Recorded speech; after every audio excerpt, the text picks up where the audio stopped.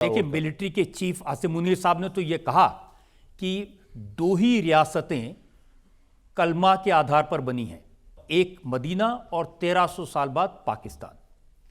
तो ये अगर आप किसी भी मुसलमान से पूछेंगे कि उस वक्त के मदीने को जब रसूलुल्लाह सल्लल्लाहु अलैहि वसल्लम थे उसको इनसे कंपेयर करना, बोलेंगे पागल हो गए क्या आप, ये तो तौहीन है।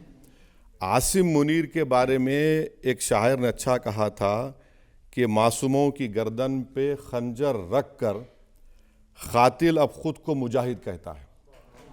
तो ये आसिम मुनीर है जिसने उनकी स्पीच जो 15 अप्रैल को हुई है, उसी के बाद तो 22 तारीख को पहलगाम का वो दर्दनाक उसी के बाद कलमा पढ़ने को कहा, उसी के बाद मज़हब पूछ के गोली मारी। ये तो सरासर ये इस्लाम की तालीमात कहाँ है कि आप कोई मज़हब नाम पूछकर आप लोगों को गोली मार रहे हैं, फैमिलीज़ को अलग कर रहे हैं और सर पर गोली मार रहे हैं, उसकी रिकॉर्डिंग कर रहे हैं।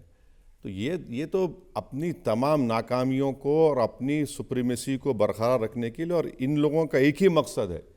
मैं आज भी कह रहा हूँ कि ये भारत को चैन से रहने नहीं देंगे। ये इनका मकसद डिस्टेबलाइज करना है, यहाँ पर और डिफरेंसेस पैदा करना है सोसाइटी में।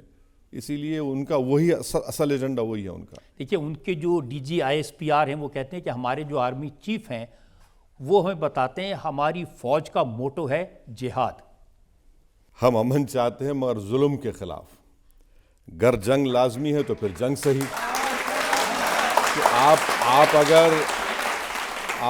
अगर ये इस तरह की बकवास करते रहेंगे तो फिर इसका जवाब तो फिर सही तरीके से देना पड़ेगा। तो वो इनका बोलना कोई सच्चाई बयान ही नहीं कर सकते ये लोग। हर जगह चले आते हैं। अभी इनको सऊदी अरेबिया से $2 बिलियन का लोन सैंक्शन हुआ। 2024 में 14 बिलियन का उन्होंने मांग की, शायद वो भी हो जाएगा। IMF से लोन, वर्ल्ड बैंक से लोन, एशियन डेवलपमेंट बैंक से लोन। अगर आप वाकई में इस्लाम की बात कर रहे हैं तो आपकी इकॉनमी की इतनी बर्बाद क्यों है? पूरे विश्व में 2 देशों में एक किस्म का पोलियो होता है, पाकिस्तान अफगानिस्तान में। आप उसको पोलियो ख़त्म नहीं कर रहे हैं, मगर आपकी मिलिट्री का एक्सपेंडिचर GDP का 2.92 है, भारत का 1.72 है। तो इस पर इन तवज्जो नहीं है। इनके पाकिस्तान की गरीब आवाम की गरीबी ख़त्म करना, वहाँ पर फ़ायदा पहुँचाना नहीं, सिर्फ इनका एक ही मकसद है कि अपनी सुप्रीमेसी को, वेस्टेड इंटरेस्ट को बरकरार रखने के लिए भारत को हमेशा टारगेट करते रहो। उनका दावा है कि उनका फोकस इस्लाम पर है, उनका फोकस मुसलमान पर है। इसलिए उन्होंने जो ऑपरेशन किया हिंदुस्तान के खिलाफ, उसका नाम भी उन्होंने कुरान की आयत के नाम पर रखा। बुनियादन मखसूस उन्होंने नाम रखा। कुरान की एक आयत है कि एक सीसा पीला हुई दीवार की तरह बन जाओ, मगर इतने झूठे हैं कि उससे पहले कुरान में अल्लाह ये कह रहा है कि तुम सच बात क्यों नहीं कहते? सच बात बोलो। सच बात तो बोले ही नहीं। जो कुरान की आयत का सूरे का जिक्र कर रहे हैं वो तो उससे पहले भूल गए उस चीज़ को। तो जो बुनियादी मकसद है पैगाम इस्लाम का, सच्चाई का, आप उसको नहीं बोल के बुनियादन मखसूसन का आप नाम दिए उसको। और कैसे नाम दे रहे हैं आप किसी पहलगाम में आप इस तरह की हरकत करके इस्लाम को टेररिज्म से कैसा जोड़ रहे हैं? आप जोड़ ही नहीं सकते आप।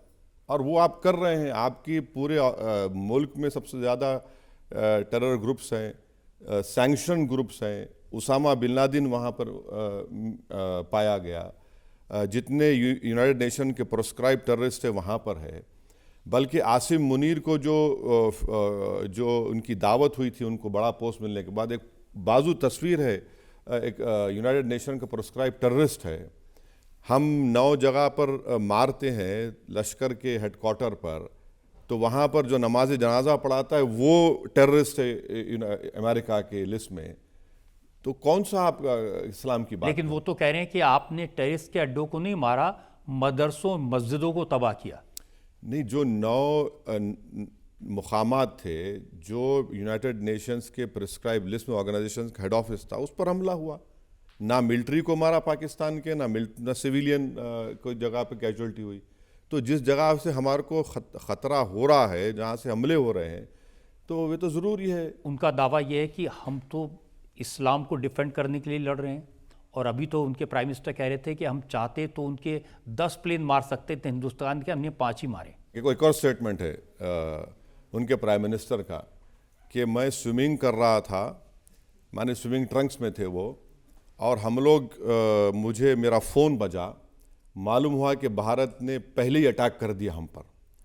تو مجھے کسی ایک انٹرنیشنل جرنلسٹ نے پوچھا کہ یہ کیسے ہوا؟ میں بولا ہمارے پاس نماز فجر آدھا گھنٹہ پہلے ہوتی، پہلے ہم اللہ اکبر کہہ کے کر دیے وہاں پر. ان کا یہ سب جو 9 ایئر بیسز پر ہم نے اٹیک کیا، اگر ہم چاہتے تو مجھے یقین ہے کہ جج صاحب متفق ہوں گے کہ ہم اس پورے ایئر بیس کو برباد کر سکتے. صرف ہم نے رن وے کو نشانہ بنایا، اور نشانہ بنا کر ہم نے کہا کہ بھائی صاحب یہ ٹریلر ہے، سنبھل جائیے. تو وہ کیا. میرا ماننا ہے کہ ہم نے بہترین مؤثر طریقے سے ان کو جواب دیا، اور ان کو ایک پیغام مل گیا، اور اسی کے بعد اس لیے ان کے ڈی جی ایم او کو ہمارے ڈی جی ایم او سے بات کرنا پڑا. پبلک میں سے ہم سوال لے سکتے ہیں ایک دو. میرا سوال آپ سے یہ ہے کہ پاکستان ایسا دکھا رہا ہے کہ اس نے جنگ جیت لی ہے، ٹینک پر چڑھ کے نعرے لگا رہا ہے، ایسے لوگوں پر آپ کیا کہیں گے؟ یہ دنیا کے سب سے بڑے جھوٹے ہیں، نقلی کام کرنے کی ان کو عادت ہے اور کرتے رہیں گے. تو عاصم منیر نے اپنے ہی دیش کے پرائم منسٹر کو ایک تصویر بنا کر دی، اور وہ تصویر میں یہ تھا کہ ہم جیت گئے. وہ تصویر بھی نقلی تھی، وہ چائنا کے کسی ایک آرمی کا ایکسرسائز کی میٹنگ تھی. تو جو اپنی پینٹنگ کو تک سچ نہیں دے سکتے. خود ان کا پرائم منسٹر کہہ رہا ہے کہ میں سوئمنگ کر رہا تھا اور مجھے معلوم ہوا 9 ایئر بیس پر انڈیا نے اپنے برہموس میسائل سے ان کو ایک مؤثر جواب دیا. تو پاکستان شروع سے یہی کہتا ہے. تو وہ اردو میں کہاوت ہے، گرے تو گرے ٹانگ میری اوپر. تو وہاں دیکھا میں نے جو پاکستان کے وزیر اعظم ہیں وہ ایک ٹینک پہ چڑھ کے بول رہے تھے، اس ٹینک کو انہوں نے گھاس واس سے ڈھک دیا تھا دکھانے کے لیے جیسے کوئی کمبیٹ بیٹل. ٹینک وہاں پہ ٹینک چلا ہی نہیں نا، ٹینک چلا ہی نہیں. آپ نے صرف پونچھ میں حملہ کیا، پونچھ میں سویلین مارے گئے، اور پونچھ میں ایک مسجد کا امام مارا گیا. جب اسلام کہاں چلا گیا؟ وہ ٹوئن بچے مارے گئے، وہ مسلمان تھے. کئی مسلم جب اسلام کہاں چلا گیا آپ کا؟ تو یہ تو صرف ڈرامے بازی ہے، اور اپنی جنتا کو دکھانے کے لیے. یہ کبھی کوئی جنگ نہیں جیتے یہ لوگ، نہ کبھی مستقبل میں جیتیں گے انشاءاللہ تعالی. اگر دوبارہ حماقت کریں گے تو مجھے لگتا ہے کہ پھر وہ بہت مہنگا ثابت ہوگا اب کی بار. اور میرا تو ماننا یہ ہے کہ آپریشن سندور اس وقت تک ختم نہیں ہونا چاہیے جب تک وہ 4 آتنکوادی ہم کو نہیں مل جاتے جنہوں نے 26 لوگوں کو مارا.